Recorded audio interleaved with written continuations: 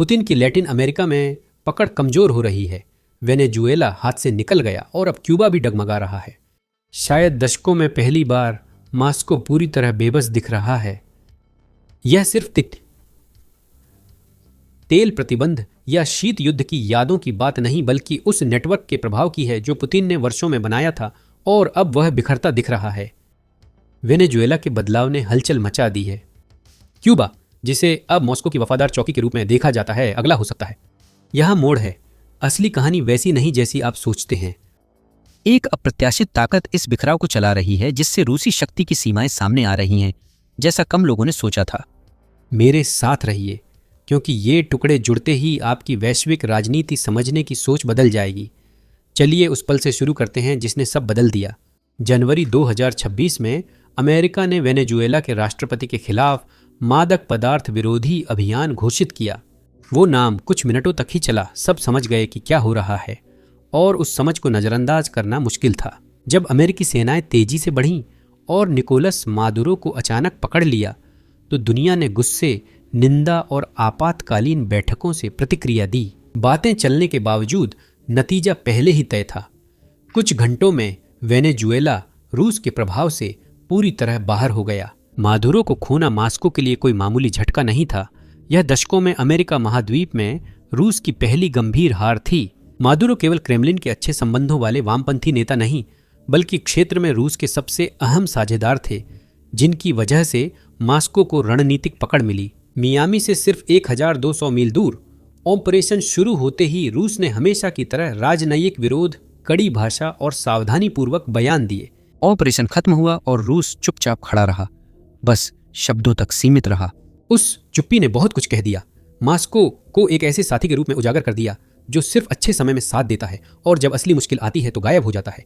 जो देश खुद को महाशक्ति मानता है, उसके लिए मुख्य सहयोगी के पकड़े जाने पर सिर्फ प्रेस रिलीज जारी करना ताकत नहीं दिखाता। यूक्रेन ने रूस की सैन्य, राजनीतिक और आर्थिक स्थिति इतनी कमजोर कर दी कि मॉस्को कोई ठोस जवाब नहीं दे सका। दिलचस्प बात यह है कि मादुरो की सरकार का सफाया होने का असर एक और देश पर भी पड़ा है, और वह है क्यूबा। मादुरो की गिरफ्तारी के बाद वेनेजुएला का तेल क्यूबा जाना लगभग बंद हो गया। 2025 में वेनेजुएला क्यूबा को हर दिन हजारों बैरल तेल भेजकर उसकी जरूरतों का लगभग 1/3 पूरा करता था। दिसंबर मध्य में आपूर्ति बंद हुई, जो वेनेजुएला के टैंकरों पर अमेरिकी नाकाबंदी और प्रतिबंधों के कारण अब तक शुरू नहीं हुई। यह क्यूबा की ऑक्सीजन सप्लाई काटने जैसा है, और द्वीप पहले से ही जूझ रहा है। क्यूबा की अर्थव्यवस्था कभी अपने पैरों पर खड़ी नहीं रही। क्रांति के बाद से क्यूबा ने रोशनी बनाए रखने के लिए बाहरी संरक्षकों पर बहुत निर्भर किया है। दशकों तक सोवियत संघ ने तेल भेजा, क्यूबा की चीनी ऊंचे दामों पर खरीदी और अरबों की सब्सिडी दी। उस जीवन रेखा ने क्यूबा की जीडीपी में बड़ा योगदान दिया। 1990 के दशक की शुरुआत में सोवियत संघ टूटने के बाद क्यूबा स्पेशल पीरियड के दौरान बिजली कटौती, खाद्य संकट और आर्थिक गिरावट से जूझा। यह याद दिलाता है कि देश दूसरों पर निर्भर है। फिर ह्यूगो चावेज के नेतृत्व में वेनेजुएला ने कदम उठाया। काराकास ने हर दिन क्यूबा को हजारों बैरल तेल भेजा, अक्सर रियायती दरों पर या भुगतान में देरी के साथ। इसके बदले क्यूबा ने डॉक्टर, शिक्षक और सलाहकार भेजे, जिससे बार्टर सिस्टम दोनों सरकारों को खुश रखता था।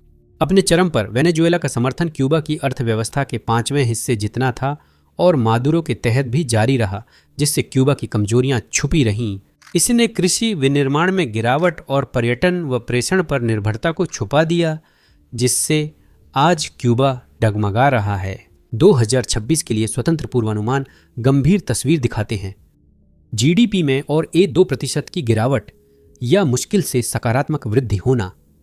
कई वर्षों की गिरावट के बाद, जिसने पहले ही एक दशक की प्रगति को मिटा दिया है। उद्योग पर्याप्त राजस्व नहीं कमा रहे, पर्यटन इतना कमजोर है कि बोझ नहीं झेल सकता, और प्रतिबंध वैश्विक वित्त तक पहुंच रोकते हैं।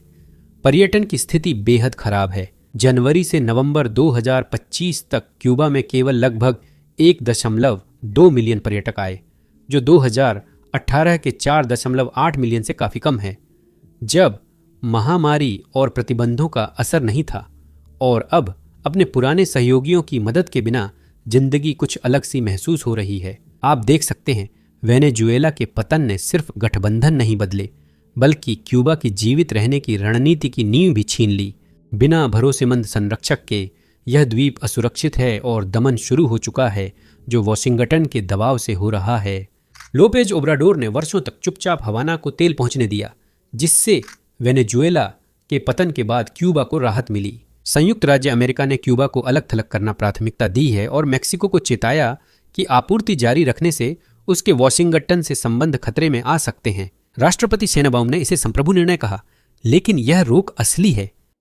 दुर्भाग्य से इससे द्वीप के पास केवल 15 से 20 दिन का तेल भंडार बचता है, वह भी बिना भरोसेमंद पुनः आपूर्ति के। कड़ी राशनिंग लागू है और विशेषज्ञों ने मानवीय संकट की चेतावनी दी है। द्वीप ने जैसी स्थिति पहले नहीं देखी। आत्म सुरक्षा या साथी की मदद में फैसला स्पष्ट है। मेक्सिको व्यापार, निवेश और सुरक्षा के लिए अमेरिका पर निर्भर है, इसलिए चुनाव स्पष्ट है। साझेदारी की रक्षा हवाना के समर्थन से अधिक जरूरी है। नतीजतन मेक्सिको ने पीछे हटना शुरू कर दिया है, अपने तेल समर्थन को रोक दिया है और क्यूबा को असुरक्षित छोड़ दिया है। उस सुरक्षा कवच के हटने के बाद द्वीप को मजबूरन दूर दराज के आपूर्तिकर्ताओं पर निर्भर रहना पड़ रहा है, जो सबसे अच्छे हालात में भी भरोसेमंद नहीं है। मुझे नहीं पता चोकोव का आधिकारिक शब्द काफ है। क्यूबा एक असफल राष्ट्र है और आपको इसके लिए बुरा लगना चाहिए। अमेरिका वॉशिंगटन से क्यूबा पर दबाव इसलिए बढ़ा रहा है क्योंकि उसे वहां दुर्लभ कमजोरी दिख रही है। यह द्वीप कमजोर, अलग थलग है और पुराने समर्थन से वंचित है। डोनाल्ड ट्रंप ने क्यूबा के भविष्य पर सख्त भाषा अपनाई। उन्होंने भविष्यवाणी की कि यह द्वीप जल्द ही विफल होगा और यह धमकी खोखली नहीं थी। यह क्यूबा के अभिजात वर्ग के लिए सीधी चेतावनी थी कि पतन दूर नहीं बल्कि संभावित परिणाम है। ऐसी बयानबाजी महज बातें नहीं हैं, यह सबसे ऊपर के लोगों का आत्मविश्वास हिलाने के लिए बनाई गई है, ताकि नेताओं को अपने पैरों के नीचे जमीन खिसकती हुई महसूस हो और उनके हर फैसले में संदेह पैदा किया जा सके। पर्दे के पीछे अमेरिकी खुफिया एजेंसियां सिस्टम की हर कमजोरी ढूंढ रही हैं। उनका उद्देश्य आक्रमण नहीं बल्कि क्यूबा को नियंत्रित रूप से विघटित करना है। वॉशिंगटन ने इराक और लीबिया से सीखा कि हिंसक सत्ता परिवर्तन अराजकता लाते हैं, इसलिए इस बार रणनीति अलग है। उद्देश्य नियंत्रित परिवर्तन का मार्गदर्शन करना है ताकि फ्लोरिडा स्ट्रेट्स में शरणार्थी संकट न फैले और पतन सीमित रहे। और क्यूबा बहुत जल्द विफल हो जाएगा। क्यूबा वास्तव में एक ऐसा देश है जो विफलता के बहुत करीब है। सार्वजनिक रूप से क्यूबा के नेता बंद दरवाजों के पीछे विरोध जताते हैं। तनाव साफ है, अधिकारी ईंधन, दवाइयों, स्पेयर पार्ट्स के लिए जूझ रहे हैं। गर्मी में बिना एयर कंडीशनिंग मीटिंग्स लंबी चलती हैं, लिफ्टें भी खराब रहती हैं। नियंत्रण बनाए रखने की कोशिश अब खोखली लगती है। हर बिजली कटौती, खाली शेल्फ और असफल व्यवस्था इस शासन की सत्ता को कमजोर कर रही है। ये असुविधाएं नहीं बल्कि परिवारों को रोजाना भूखा सोना पड़ता है। इस तरह की लगातार चलने वाली कठिनाई चुपचाप पनप रही नाराजगी को सड़कों पर विरोध में बदल देती है और समाज को अंदर से तोड़ देती है। अमेरिका मानता है कि गिरावट को सही दिशा दी जा सकती है, न कि इसे किस्मत पर छोड़ा जाए। दरारें तेजी से बढ़ रही हैं और नेतृत्व लगातार दबाव में है। इस हंगामे के बीच रूस ने प्रतीकात्मक कदमों के अलावा कुछ खास नहीं किया।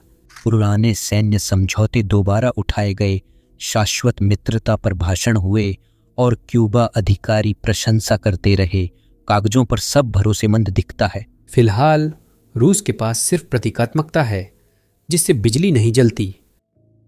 यह समझने के लिए कि मॉस्को वास्तव में क्यूबा की मदद क्यों नहीं कर सकता, आपको थोड़ा दूर से देखना होगा और पूरी तस्वीर को समझना होगा।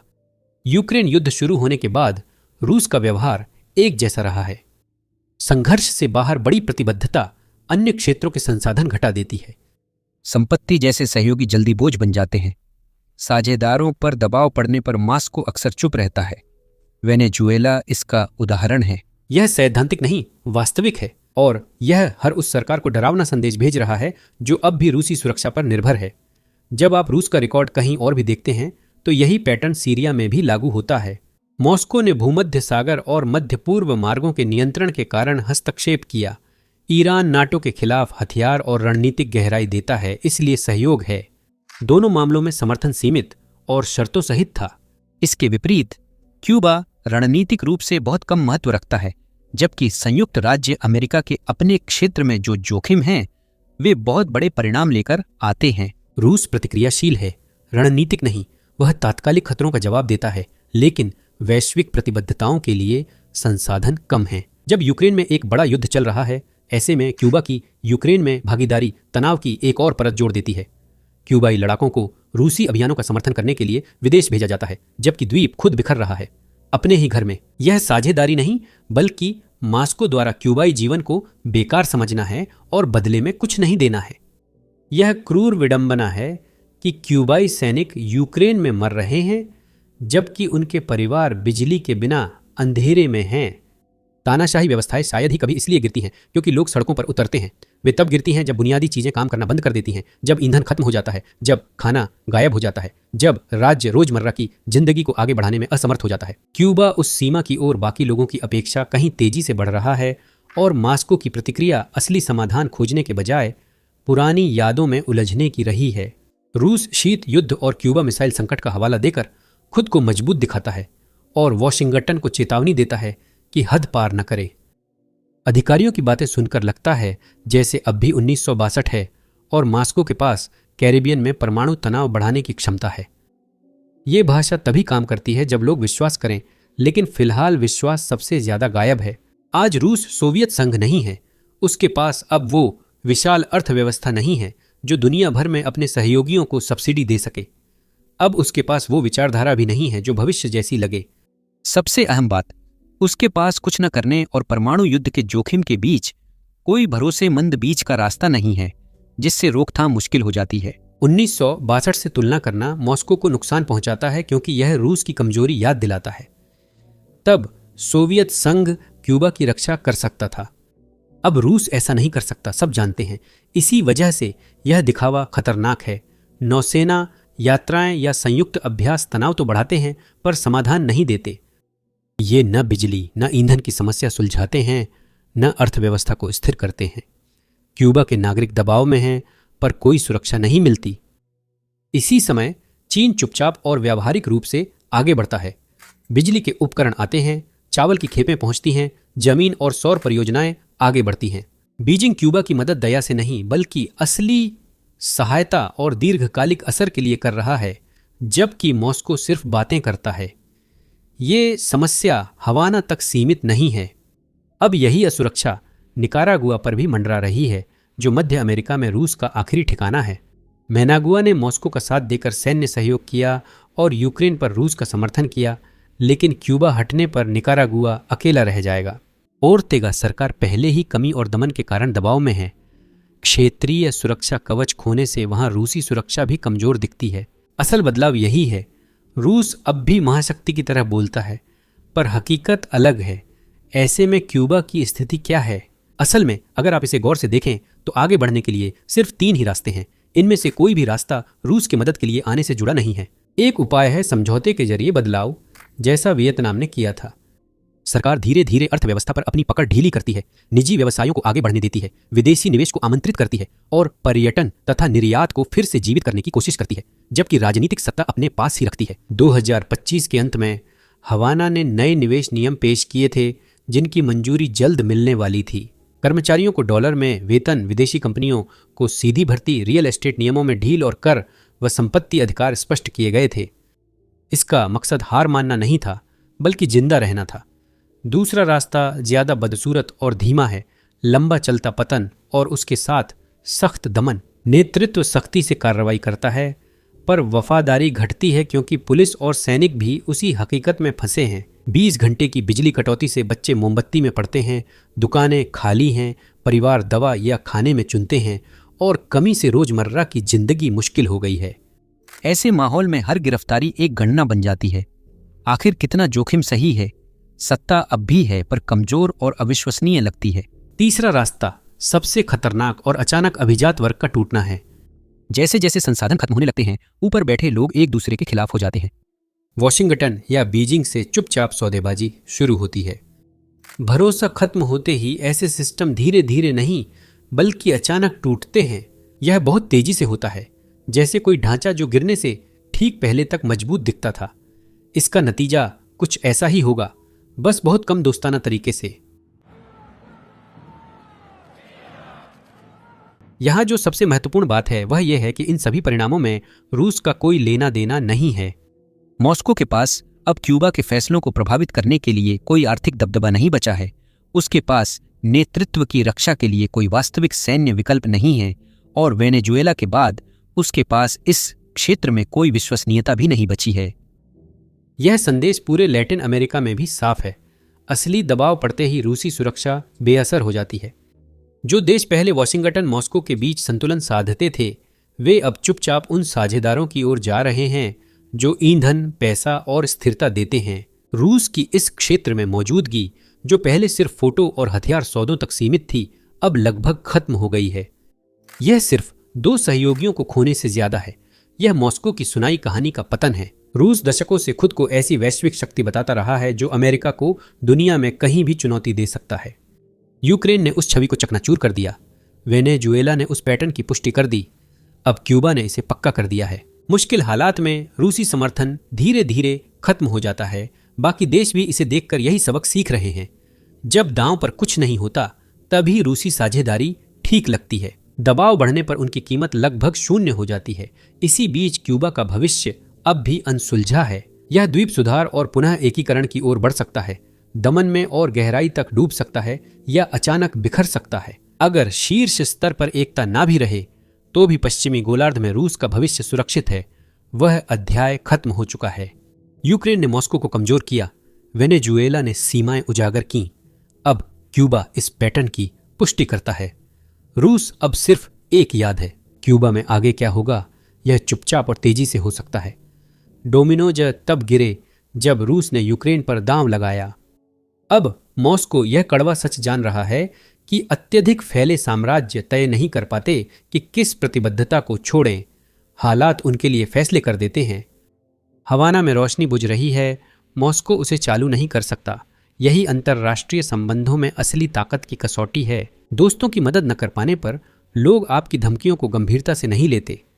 रूस ने यह सबक मुश्किल से सीखा। इसकी कीमत एक पूरा गोलार्ध थी।